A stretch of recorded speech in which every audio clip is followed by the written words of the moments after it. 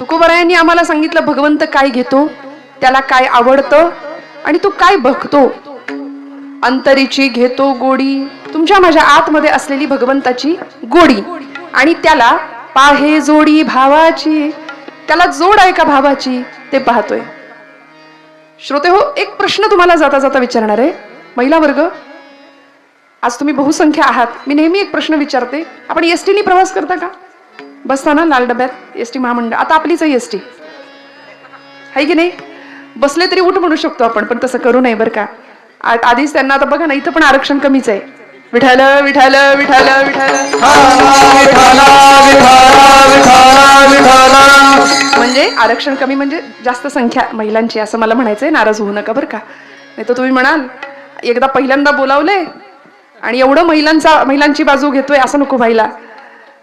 आपण एसटीने प्रवास करतो, कुठे बसतो आपण? अट्टहास कुठे असतो बसण्याचा? हा, खिडकी. बर, अजून पहिल्या सीटवर सुरुवातीला ना. मागे बसलं की काय होतं? सगळे आदळापट आहे, धक्के दणके. मग आपला हट्ट असतो की पुढे बसायचा. ड्रायव्हर पासून जेवढ्या जवळ असू तेवढे धक्के दणके कमी आहेत, मागे मागे मागे. आणि हळूहळू मागे मागे मागे सगळ्यात लास्टच्या सीटवरचा अनुभव ज्यांनी घेतलाय त्याला माहितीये.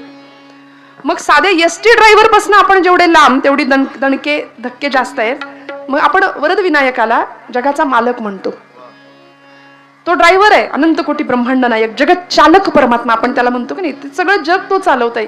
वृक्षाचेही पान हाले ज्याची सत्ता राहिली अहंता, मग कोठे देखवी ऐकवी एक नारायण तयाचे भजन.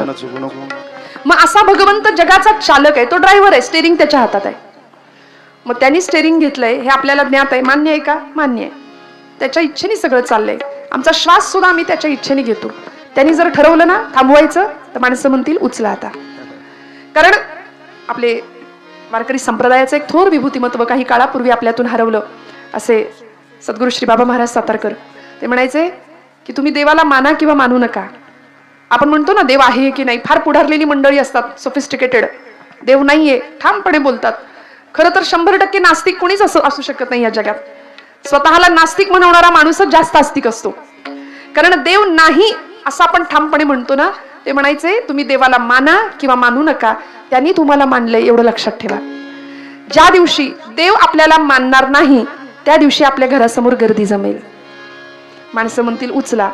म्हणून लोक इतकं घाबरतात, जिवंतपणी राम म्हणायला कोणी तयार नाही. आज लोकांचा असा समज आहे गेल्यावरच राम म्हणावं, रामनाम सत्य हे शेवटी, म्हणून जिवंतपणी राम म्हणायला आपण तयार नाही. पण खरं सांगू, आता जर राम नाही ना म्हणलो तर तेव्हा लवकर म्हणावं लागेल विठ्ठल.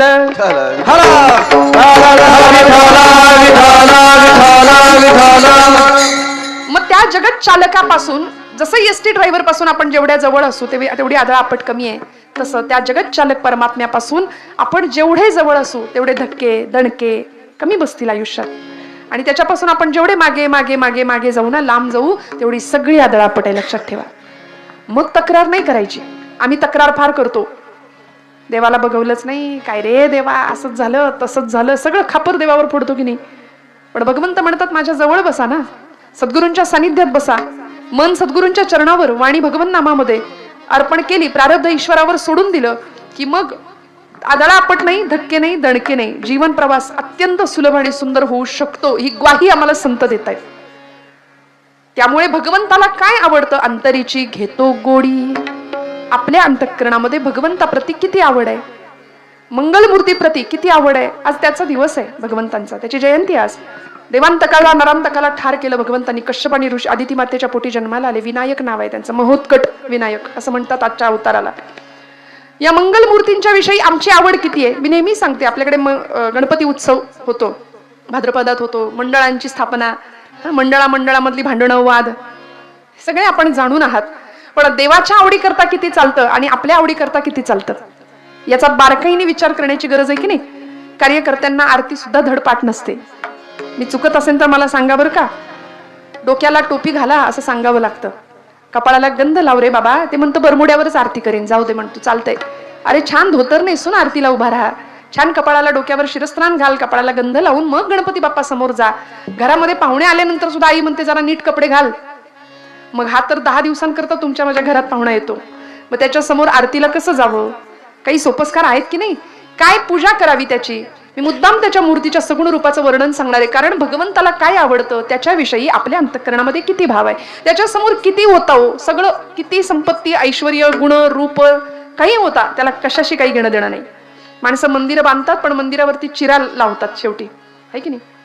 परवा एका गृहस्थांनी एका देवस्थानला पंखे दिले, गिफ्ट भेट दिले ट्रस्टला, आणि ते पंखे लागले हॉलमध्ये. माझं कीर्तन सुरू झालं आणि तो माणूस आला ज्यांनी पंखे दिले होते, तो आला आणि त्यांनी सगळे पंखे पटापट बंद करून टाकले.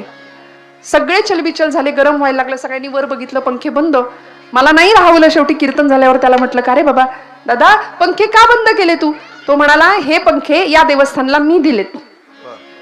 प्रत्येक पंख्यावर म्हणाले माझं नाव लिहिलंय, ते मध्ये जागा असते ना गोल, मग ते जर फिरत राहिले तर माझं नाव कोण वाचणार? मग काही वेळ का होईना जरा थांबले पंखे, लोकांनी बघितलं माझं नाव दिसलं असेल लोकांना. अशी आमची दिखाव्याची भक्ती आहे. भगवंत काय पाहतो? कितीही होता काही नाही, त्याला काही नकोय, साधा निष्ठेने केलेला नमस्कार सुद्धा भगवंताला प्रिय आहे. मग अशी भगवंताची मूर्ती सगुणाची, आता वरद विनायक सगुण रूपाने तुमच्या माझ्या समोर आहे, पण तो भगवंत कसा आहे? आज पाश्चिमात्य लोकांची किंवा ख्रिस्ती मिशनऱ्यांची आणि कॉन्व्हेंट संस्कृतीची, मी हात जोडून सांगते, इंग्लिश मिडियमला घालायला हरकत नाही, पण कॉन्व्हेंट संस्कृती अशी आहे की जी आमच्या मुलींना कपाळाला टिकली लावू देत नाही, हातात बांगडी घालू देत नाही. बघा तुम्ही, शाळांमध्ये काढायला लावतात. हे कॉन्व्हेंटमध्ये होतं बरं का. इंग्लिश मिडियमच्या आपल्या जर शाळा असतील ना तर तिथे असं घडत नाही. त्यामुळे त्यांचं ब्रीदच आहे ते. आपल्या पोरांना सांगतातच, तुमचा देव दगडाचा बुडतो पाण्यात, आमचा देव लाकडाचा पाण्यात बुडत नाही. हे लहानपणापासून पोरांच्या डोक्यावर बिंबवलं जाते, अत्यंत लहानपणापासून. त्यामुळे धर्मांतर असू देत आणि आपल्या धर्माविषयीची स्वाभिमानाची वृत्ती ती कमी होते. मग मुलांची करावंसं वाटत नाही देवधर्माचं काही. मी माझ्या पदरचं नाही सांगत, गणपती बाप्पाला एलिफंट गॉड म्हणण्या इतपत मजल गेली आहे या लोकांची. मारुतीरायाला मंकी गॉड म्हणतात. आम्ही कुठे आहोत? आम्ही जागे नाही आहोत याचा अर्थ. आमचं हित कशात आहे? या हिताच्या ठिकाणी जागे राहा. तुकोबराय म्हणले होते, आपुलिया हिता जो असे जागता धन्य माता पिता तयांजिया. खरं हित आम्हाला जपावं लागेल. त्यासाठी भगवंताला काय आवडतं याचा विचार करावा लागेल. बघा तुम्ही, अगदी पटकन सांगून पुढे जाते. सगुण पूजा आम्हाला संतांनी दिली की नाही, भावानी करायची. सगुणाचे आधारे निर्गुण पाविजे निर्धारे. आम्हाला निर्गुण उपासना जमत नाही, अवघड आहे. माऊलींनी ती केली निर्गुणाची उपासना. समाधी तत्वाचा स्पर्श झाला. आम्हाला जमेल का समाधी घ्यायला? आता जर सांगितलं चला बसा समाधीला, एवढं सोपं आहे का? कुणी दार लावून घेतलं बाहेरनं कडी तरी आम्हाला गुदमरतं आतमध्ये. आम्ही काय समाधीच्या गप्पा मारणार? पण आळंदीला जावं, कडकडून माऊलींना मिठी मारावी. का हो? निर्गुण तत्व साधलं, परब्रह्म स्वरूपात विलीन झाले. आज माऊली म्हटलं तरी आमचं अंतःकरण हे लावतं, डोळ्यात पाणी येतं. का? कारण विश्वाचे आर्त माझ्या मनी प्रकाशले, अवघेची झाले देह ब्रह्म. सगळ्या जगाचं दुःख स्वतःच्या हृदयाकडे घेतलं ज्ञानोबांनी. आणि एवढंच नाही, जे खणांची व्यंकटी सांडू असं आगळं वेगळं उदात्त मागणं सुद्धा मागितलं. मागणारा तेवढ्याच ताकदीचा होता, देणारा सुद्धा तेवढ्याच ताकदीचा होता. इतकं सुंदर मागणं जगाच्या पाठीवर कुणीच नाही मागितलं. काय भक्तीची परिसीमा असेल ज्ञानोबांच्या. त्यामुळे स्वतः निर्गुण उपासना केली आणि तुम्हाला मला सोपं दिलं. हरिमुखे म्हणा, हरिमुखे म्हणा, पुण्याची गणना. सोपं दिलं की नाही? काय ठाईचं बैसोनी करा एक चित्त, आवडी अनंत आळवावा. बास म्हणले, कुठं जंगलात जायची गरज नाही. येथ मनाचा मारू न करिता, इंद्रिया दुःख न देता, येथे मोक्षासे आयता श्रवणाची. माऊली म्हणते, कुठेही मन मारायची गरज नाही, कुठेही इंद्रियांना दुःख देऊ नका, जंगलात जाऊ नका, भगवे कपडे परिधान करा, रुद्राक्षांच्या माळा, भस्माचे पट्टे, काही करायची गरज नाही म्हणले. यातलं घरात प्रपंच करा उत्तम. फाटका तुटका प्रपंच संतांना सुद्धा मान्य नव्हता. आपण काय करतो? तुकोबरायांचं वचन ऐकतो पण त्यातली एकच ओळ लक्षात ठेवतो, जोडून या धन उत्तम व्यवहारे. आणि त्याच्या पुढची ओळ उदास विचारे वेच. इकडे लक्ष देत नाही आपण. आपण फक्त पहिलं पै गाठी मारून सगळा पैसा सेव्हिंगला, काहींनी तर पूर्वीच्या काळी जमिनीत पुरायचे. आणि ते मग आज सांगेन उद्या सांगेन असं करून तिथंच राहायचं. ते पुढच्या पिढीला मिळायचंच नाही. निदैवाचा परिवरी लोह्या रुतलिया आहाती सहस्रवरी, वरी बैसोनी उपवास करी दरिद्री. जे ज्ञानोबांनी दृष्टांत लिहिलाय की त्याच व्यक्तीचा पोरगा पुढच्या काळामध्ये शेळ्या भाकरीचे तुकडे जिथं धन पुरून ठेवलंय ना तिथंच तोडतो. राहिलं ना सांगायचं राहून गेलं, जमवलं आणि शेवटी इथंच राहिलं. मी नेहमी सांगते, आपण असे बांधावर उभे राहतो, येणाऱ्या पाहुण्याला म्हणतो, ते झाड दिसतंय का? तिथपर्यंत सगळं या पठ्ठ्याचं आहे माझं. तो डोंगर दिसतोय का? तिथपर्यंत जमीन सगळी आपली आहे. ती धरणी माता हसते आपल्यावरती, म्हणते याचा पंजा सुद्धा हेच म्हणायचा, याचा आजा सुद्धा हेच म्हणायचा, आणि हा सुद्धा हेच म्हणतोय, हे सगळं माझं. मग भगवंताला काय द्यायचं? यातलं सगळं जर घेऊन जायचंय सगुणाची पूजा आम्हाला भगवंतानी, आम्हाला संप्रदायाने, आमच्या परंपरेने दिली आहे.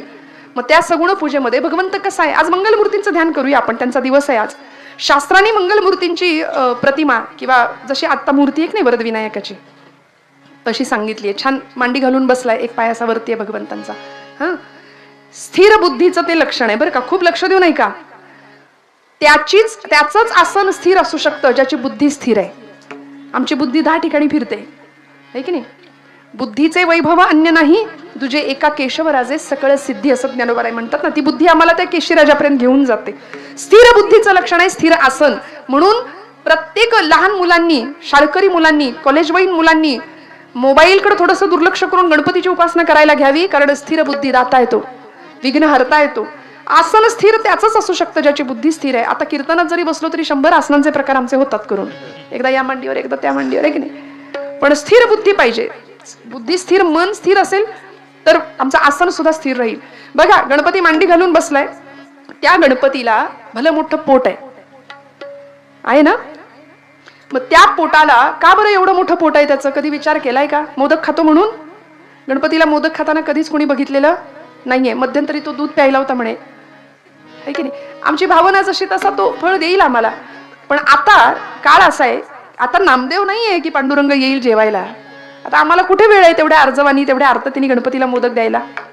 पण गणपतीचं पोट मोठं आहे, लंबोदर आपण म्हणतो त्याला. म्हणून तर आरतीमध्ये लंबोदर पीतांबर फणीवर बंधना, सरळ सोंड वक्र तुंड त्रिनयना. लंबोदर पीतांबर फणीवर, काय बघा बरं नक्की काय म्हणता आपण. परवा एका कार्यकर्त्यांनी मला सहज कानावर आलं, तो म्हणला लंबोदर पीतांबर फळीवर वंदना. म्हटलं फळीवर वंदना, कुठली वंदना फळीवर बसवली. काही म्हणतो आम्ही बरं का, काही त्याला आरतीला स्तोत्राला काही अर्थ नसतो, काही म्हणतो जे कानावर येईल ते बडबडतो आपण. पण त्यामागे काहीतरी शास्त्र आहे, त्यामागे काहीतरी शिकण्याची वृत्ती असावी. ते भलं मोठं पोट भगवंताचं, अनंत ब्रह्मांडे उदरी. आमची पापं त्यांनी पोटात घेतले श्रोते, आईच्या मायेने आम्हाला सांभाळलंय म्हणून ते पोट मोठं आहे. आणि त्या पोटाला ती पापं पुन्हा बाहेर येऊ नयेत म्हणून नागपाशाने बांधलंय. म्हणून फणीवर बंधना, बंधन केलंय नागपाशाचं. 4 हात आहेत भगवंतांना. एकदंतम चतुर्हस्तम पाशमं कुशधारिणम, अथर्वशीर्ष. रदंच वरदं हस्तैर्बिभ्राणं मूषकध्वजं, रक्तं लंबोदरं शूर्पकर्णकं रक्तवाससं, रक्तगंधानुलिप्तांगं रक्तपुष्पैः सुपूजितम्. एकदंतम चतुर्हस्तम पाशमं कुशधारिणम. पाश अंकुश धारण केलेत मागच्या 2 हातामध्ये, पाश आणि अंकुश. का हो, दुष्टाला मारायला. आज आपल्या हातात शस्त्र असावं की नसावं हे त्या धारण करण्यामागच्या हेतूवर अवलंबून आहे बरं का. आमचे सगळे अवतार शस्त्रधारी आहेत. बघा तुम्ही, प्रभू रामराय हातात शस्त्र आहे का. आपण जागे आहात का, बोला. हातात शस्त्र आहे का प्रभूंच्या, रामरायांच्या आहे. भगवान गोपाल कृष्ण शस्त्र आहे का, सुदर्शन चक्र आहे. भगवान विष्णू शंख चक्र गदा. विठ्ठोबरायाच्या विठ्ठलाच्या पायाशी सुद्धा वीट आहे. प्रसंगी तीही शस्त्र म्हणून वापरतील भगवंत, काही सांगता येत नाही. शस्त्रधारी आहेत भगवंत आमचे सगळे. का, दुष्टांचा नाश करणं हे त्यांच्या येण्याचं रहस्य आहे. मग असा शस्त्रधारी भगवंत मंगलमूर्तींनी सुद्धा दुष्टांना मारायला शस्त्र हातात धारण केलंय. म्हणून धर्माच्या स्थापनेसाठी आणि धर्मरक्षणासाठी प्रसंगी शस्त्र हातामध्ये घ्यावं लागलं तरी सुद्धा कमीपणा करायचा नाही. कारण सावरकर म्हणतात, शस्त्र पाप ना स्वयेची, शस्त्र पुण्य ना स्वये, इष्टता अनिष्टता त्यास हेतूनेच ये. ऐकून ठेवा, हातात शस्त्र घेणं हे पाप नाहीये. त्या शस्त्राचा आपण वापर कसा करतो त्यामागच्या हेतूवर ते पाप पुण्य ठरेल. रामांच्या हातामध्ये शस्त्र होतं, धनुष्य होतं. रावणाच्या हातात सुद्धा धनुष्य होतं, पण आपण पूजा करतो ती रामांच्या धनुष्याची, कोदंडाची करतो की नाही. त्यामुळे हातात शस्त्र भगवंतांनी धारण केलं. आम्ही 9 दिवस नवरात्रीमध्ये आमच्या पोरींना गरबा शिकवण्यापेक्षा थोडंसं अंग स्वसंरक्षण जर शिकवलं, हातात शस्त्र, लाठीकाठी, तलवारबाजी, रायफल शूटिंग जर शिकवलं ना, तर लव जिहादच्या केसेस घडणारच नाहीत आमच्या आजूबाजूला, नाही घडणार. 10 दिवस फक्त टिपऱ्या खेळणं यामध्ये कुठलाही पराक्रम नाहीये.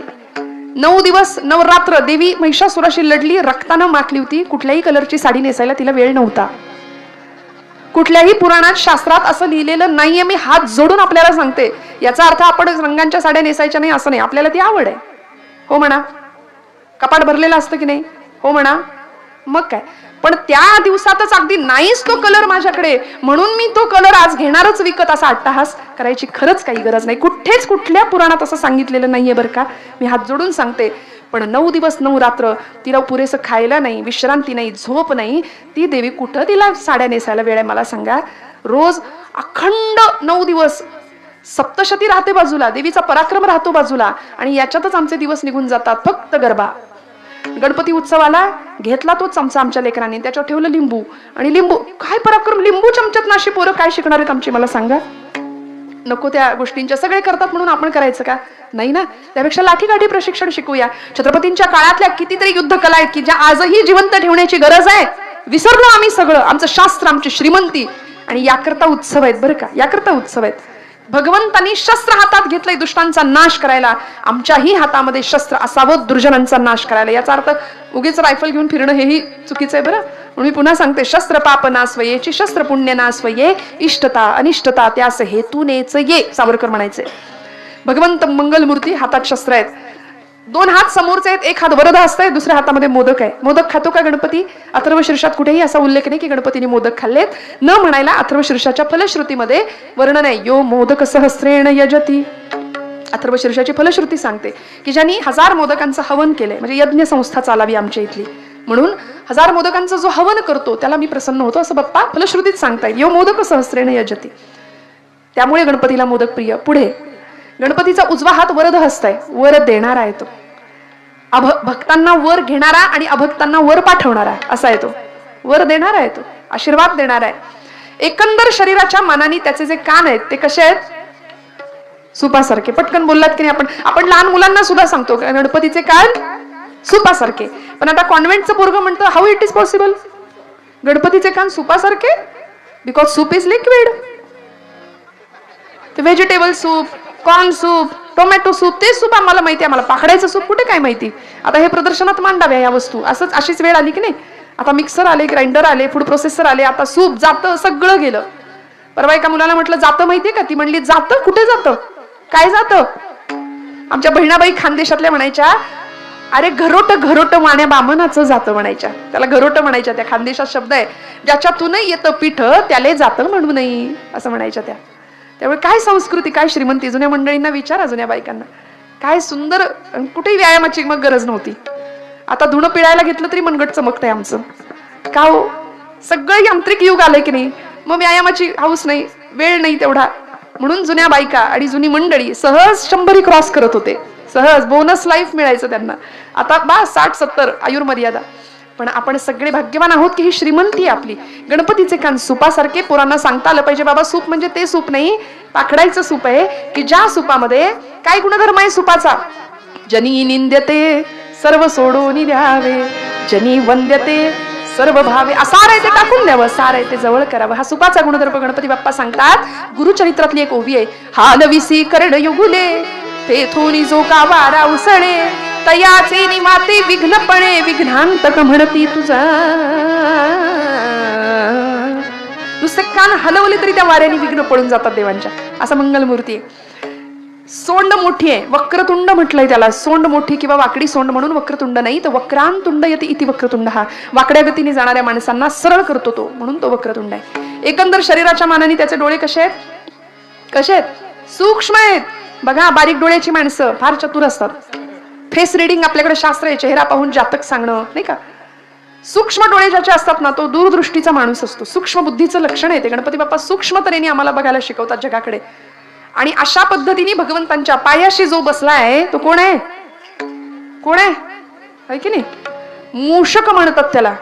संस्कृत मध्ये उंदराला किंवा मूषकाला आखू असं म्हटलंय. जसं तो मूषक वाहन आहे तसं त्याला आखू वाहन असं सुद्धा म्हटलंय. आखू या शब्दाचा अर्थ आहे माया, आणि उंदीर हे मायेचं प्रतीक आहे.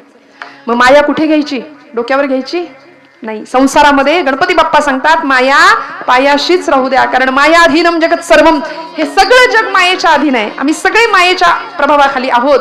त्यामुळे माया पायाशीच ठेवूया, कारण कुरतडणं हा मायेचा स्वभाव आहे. उंदराचा स्वभाव सुद्धा चंचल, कुरतडणं हा उंदराचा स्वभाव आहे. तशी माया आम्हाला कुरतडते बरं का.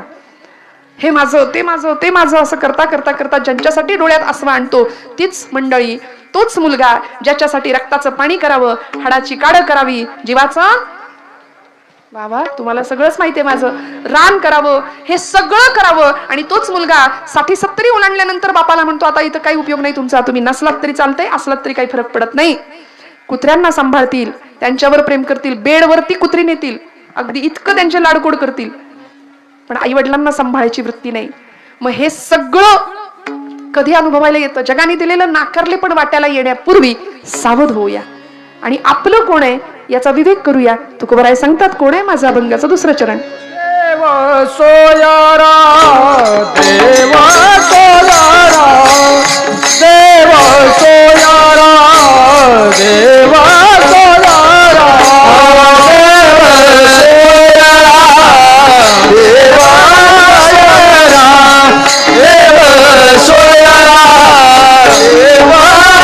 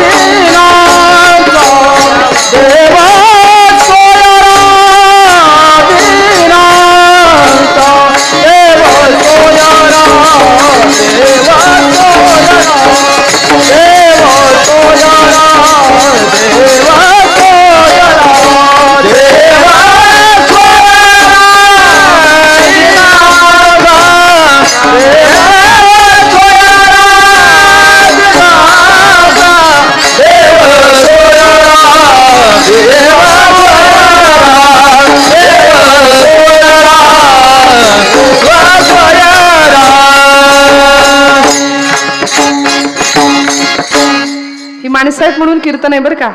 उगीच मी म्हटलं मगाशी की मी कीर्तन केलं असा अहंकार होऊ शकतो, पण ह्या मंडळींशिवाय सेवा होऊ शकत नाही. जोरदार टाळ्या वाजवा सगळ्या गायक वादकांसाठी. काय महाराजांची नावं सांगाल तुम्ही? हा,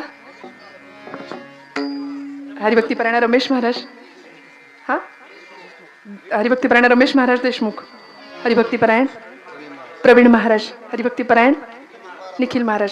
जोरदार टाळ्या वाजवाल. मला मान्य आहे याच्यामध्ये वेळ जातो, आपण सगळे नको म्हणताय. लोक आम्हाला लिस्ट देतात आधीच, ही नावं घ्या. त्यामुळे नामापेक्षा नावासाठीच कीर्तनाला आलोय की काय असं वाटतं. विठ्ठल पण आक्रमकता नाही, सांभाळून गाणं, चाली व्यवस्थित. आता श्रीवल्लीच्या चालीवर सुद्धा कीर्तन करायची वेळ आली हो.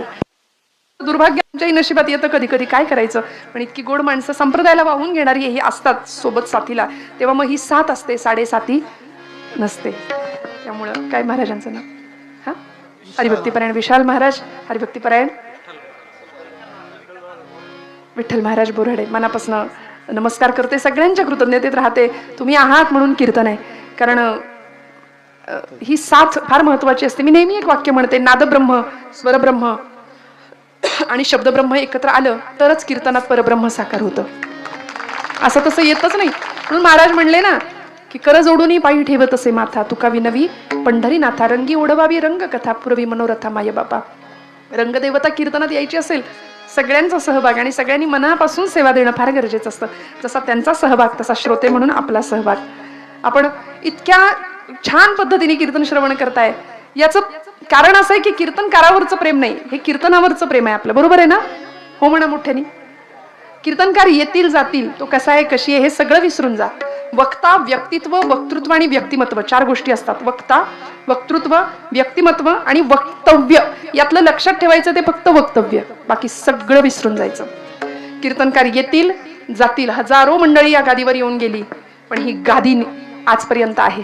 अनादी कालापासून, देवर्षी नारदांपासून नामदेव महाराजांनी पुढे ती गादी चालवली, आणि या गादीवर आपल्या सगळ्यांची निष्ठा राहू दे, एवढंच मी मागणं मागेन.